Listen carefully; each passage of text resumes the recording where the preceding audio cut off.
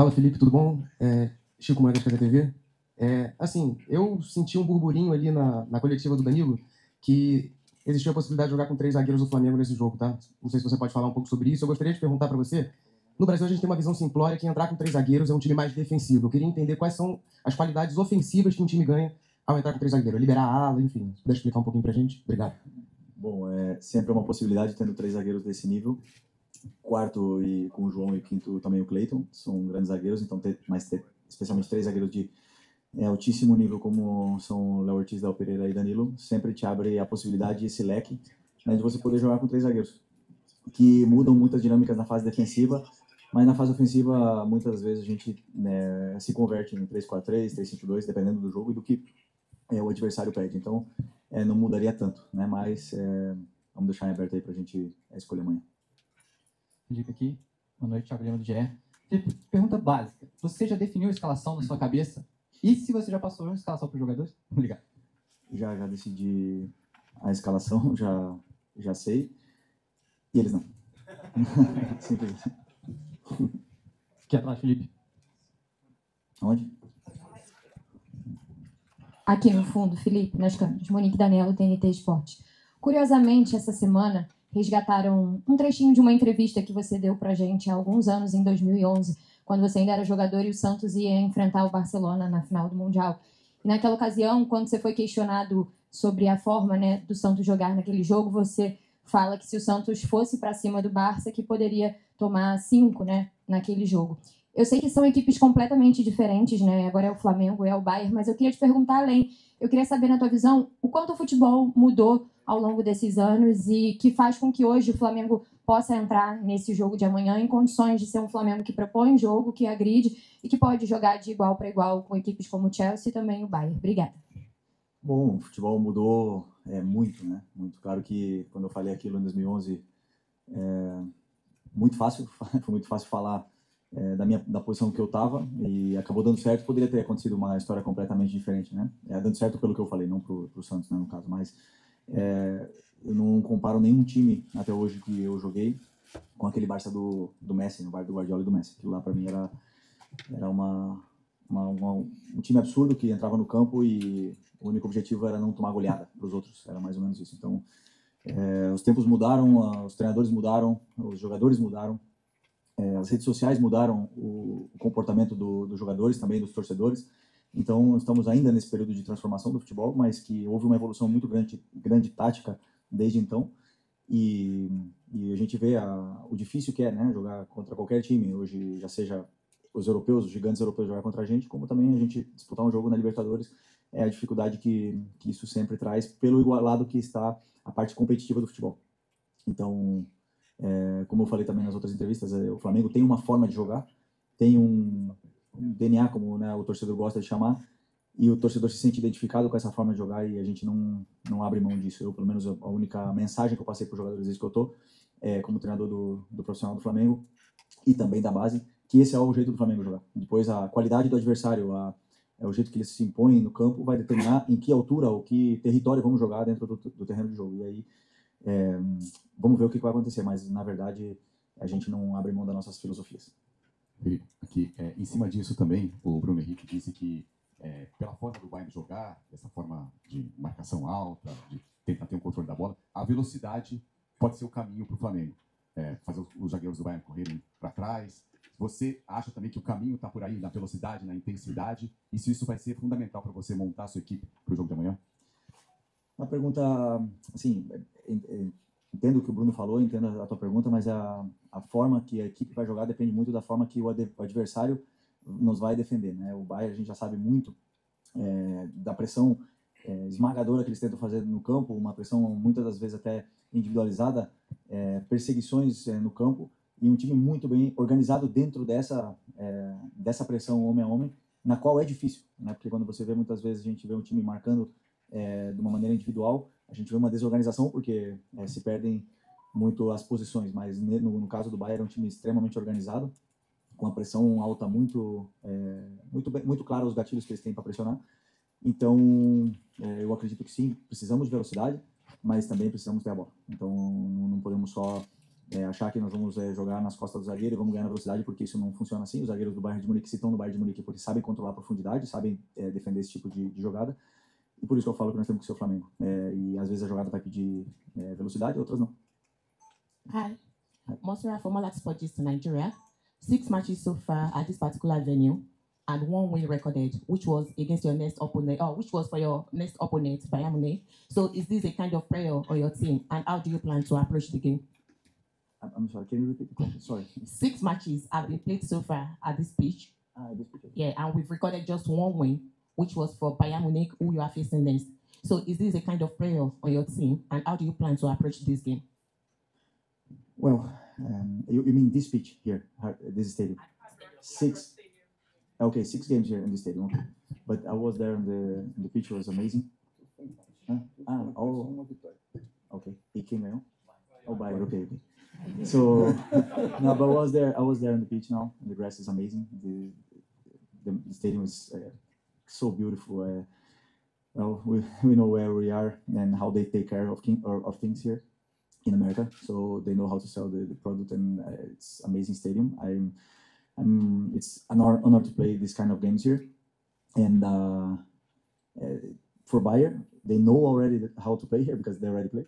No, but we are also used to playing a lot of different stadiums and a lot of different kind of grass, and we are ready to face this amazing challenge we have in front of us.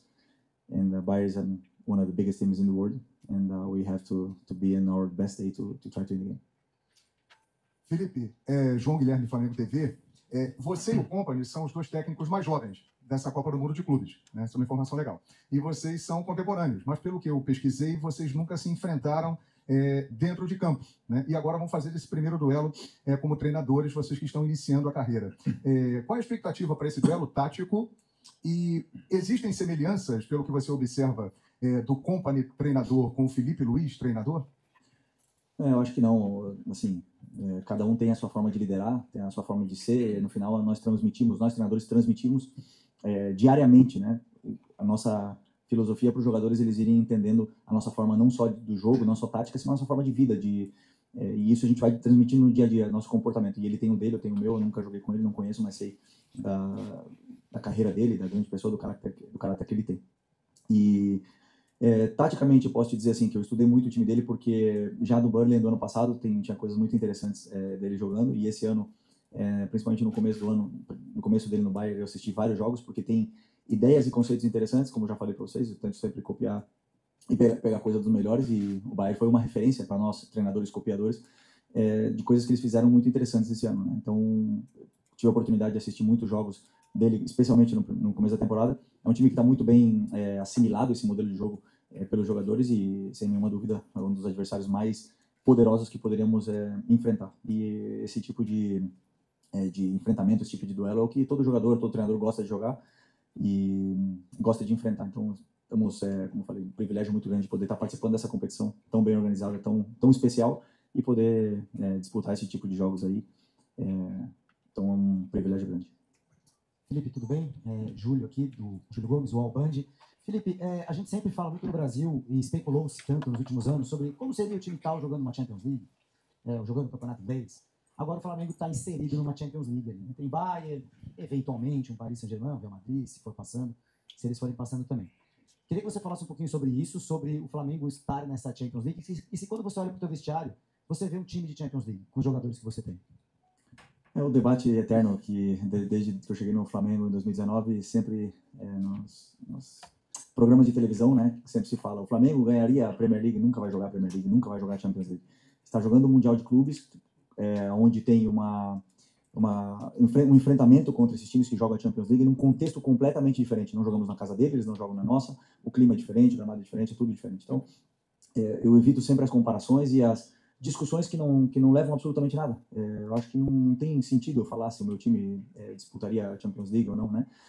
Mas o que eu sim posso falar é que tem muitos jogadores do meu time que sim disputaram a Champions League, e são jogadores de seleções, né, seleção tanto brasileira, tivemos 5 na última convocação, temos de outras seleções também, equatoriana, uruguaia, e tem um time altamente qualificado, que dentro das nossas capacidades eu acredito sim, com muita convicção de que nossos jogadores são capazes de fazer frente a esse Bayern de Munique, com todo respeito ao time deles, mas podemos sim fazer frente e fazer um grande jogo para... E como eu falei, vamos ter chances de poder fazer um grande jogo para tentar passar. Esse é o nosso único objetivo que passa na minha cabeça amanhã. Felipe, por aquí.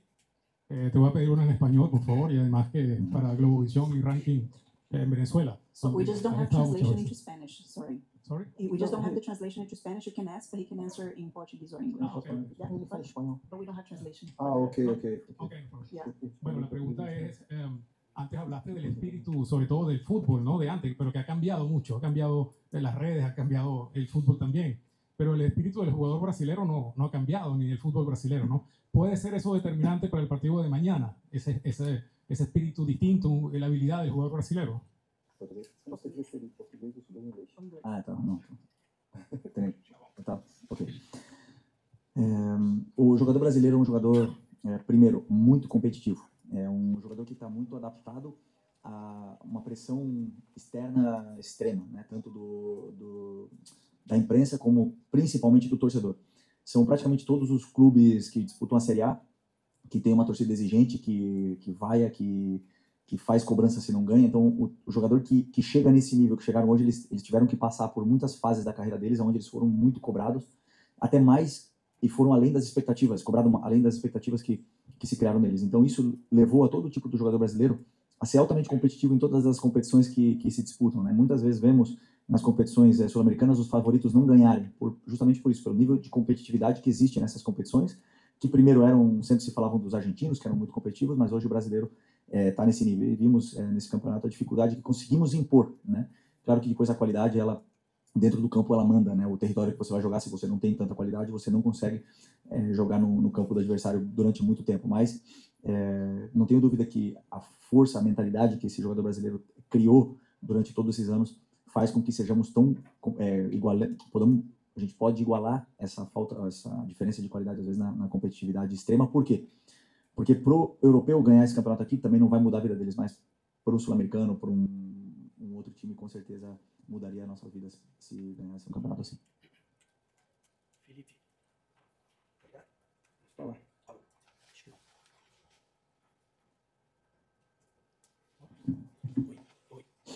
Pode falar. Agora sim, está com uma conta. Richard Souza da TV Globo. Felipe, numa das respostas anteriores, enquanto você falou, não está com áudio. Então vamos para o Mauro César aqui, depois voltamos, tá? Vamos lá, Mauro. Is the audio working? Yeah? The second microphone here. Doesn't work too. No. Is there a go? Yeah. No? It's not working? Yeah. Yeah. Felipe, você já falou da importância, né, de ter a posse de bola. Como você prepara seu time para um cenário que é possível, em que o Bayern impeça que o Flamengo tenha a bola e ele tenha um controle do jogo pela posse? Como treinar a equipe para esse eventual cenário? Ok, eu sempre tento dar soluções para os jogadores em função de como o adversário pressiona a nossa equipe, né?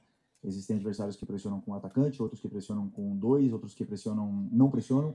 Então, eu sempre tento criar essas soluções. O Bayern é uma das pressões mais agressivas, mais fortes, né?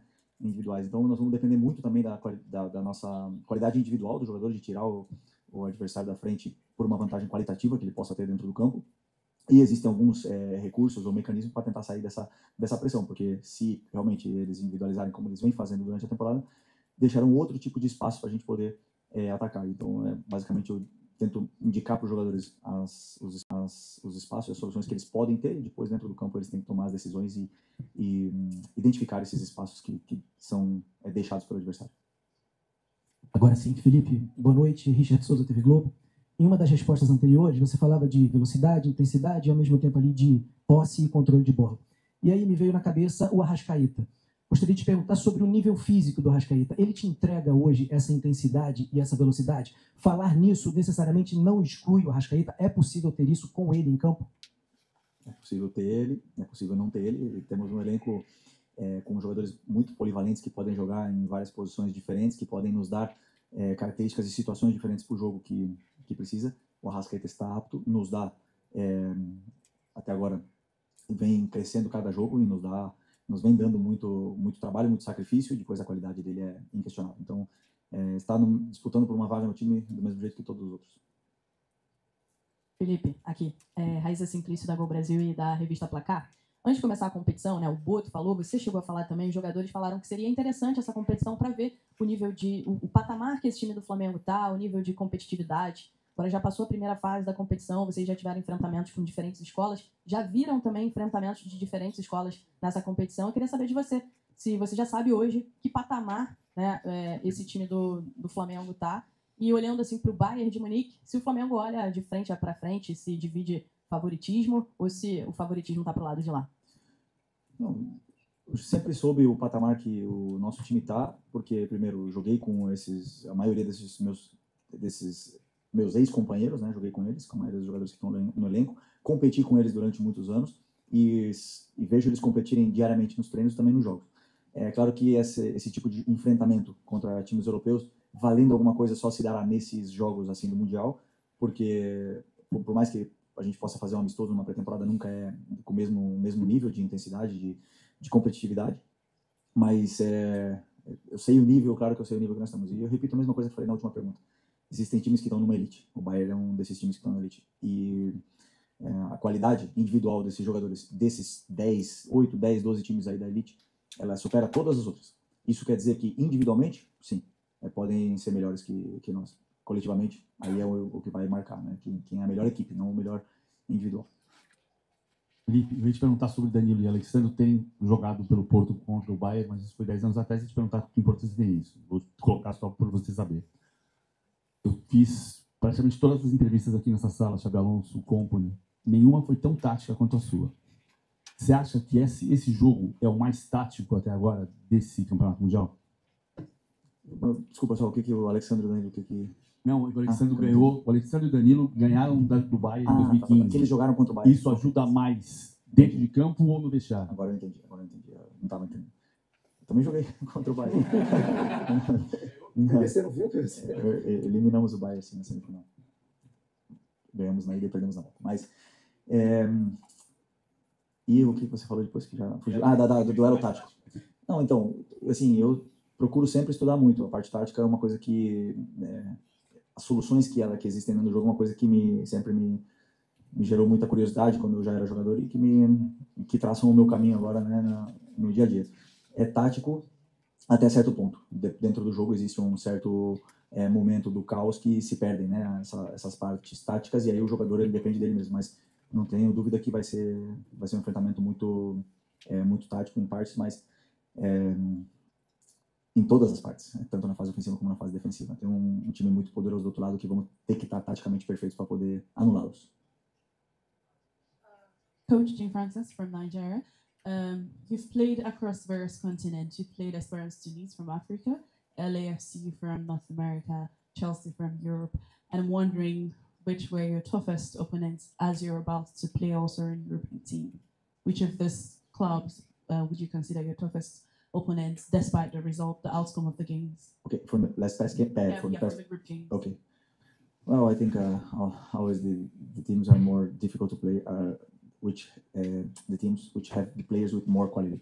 So Chelsea and have a lot of quality on the players. So which is really difficult because they never lose the ball. Even if you press them, they know how to control the ball. It's really difficult to take the ball away from them.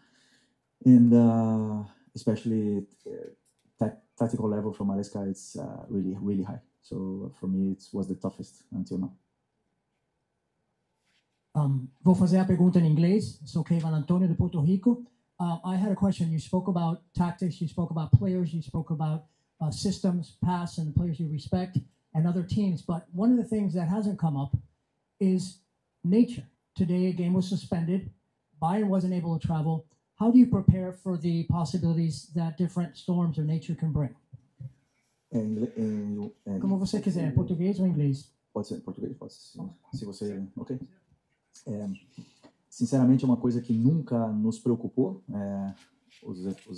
O clima, os fenômenos naturais aí da natureza nunca nos preocuparam. No Brasil, não lembro de ter um jogo cancelado. Na Supercopa choveu muito e parou o jogo durante 30 minutos, 40 minutos.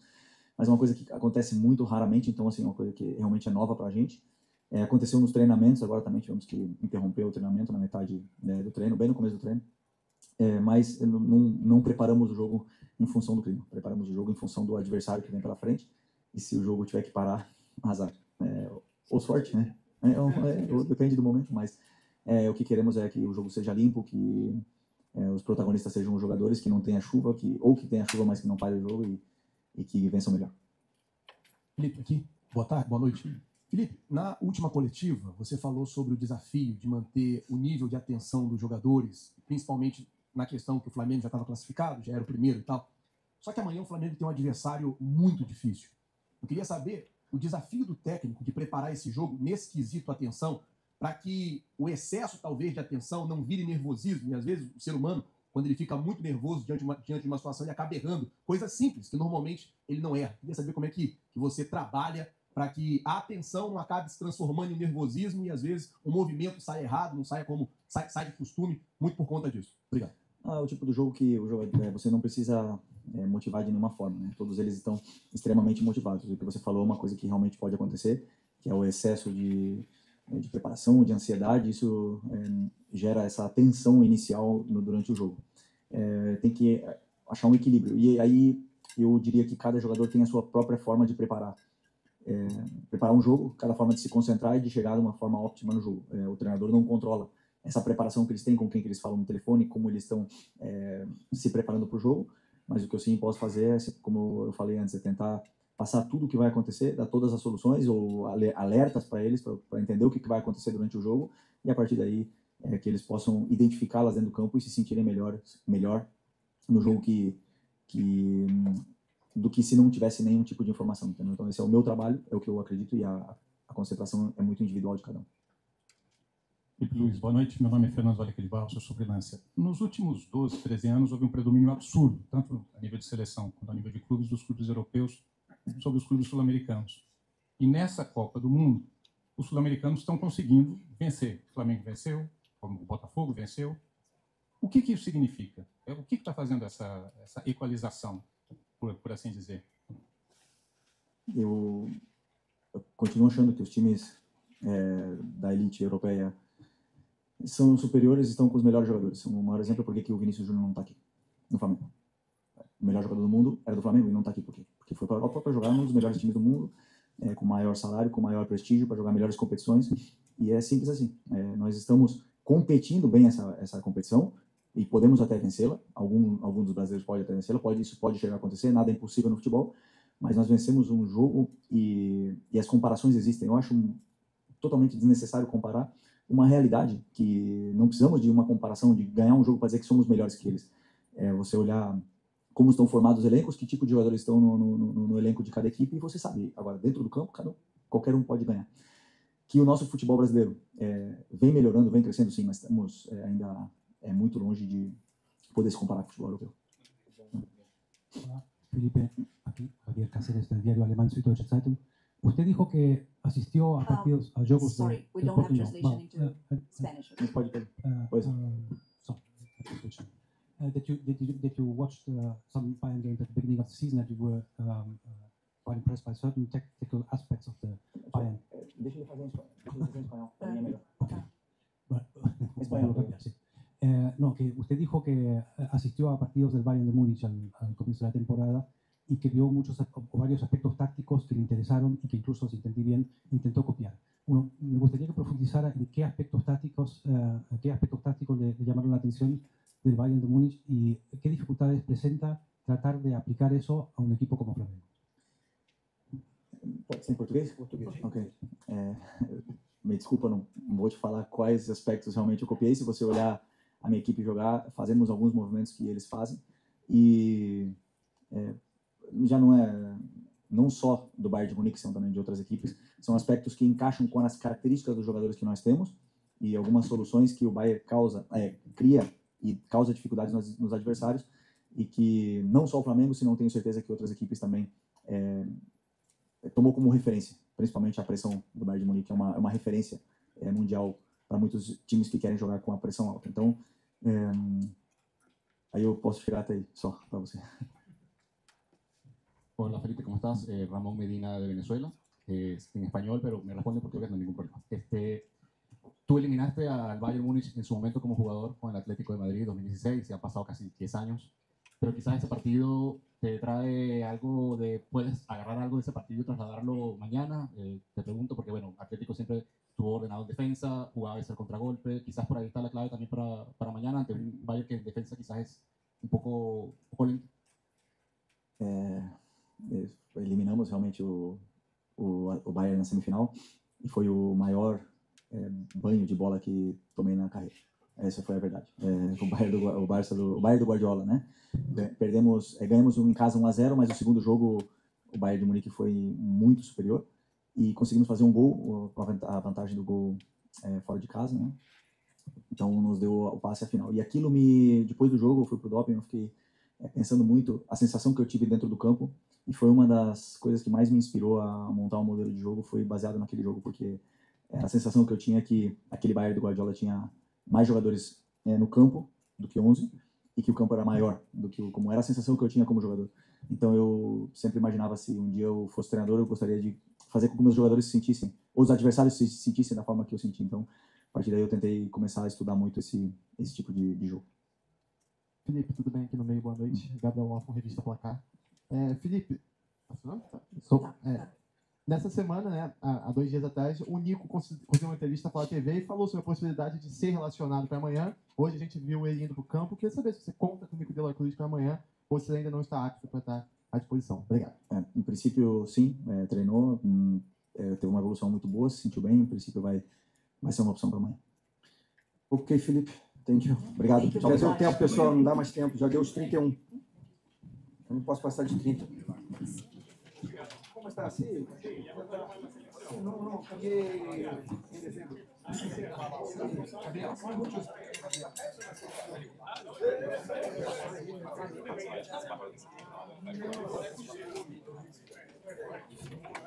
Press box aí, tomar uma água e...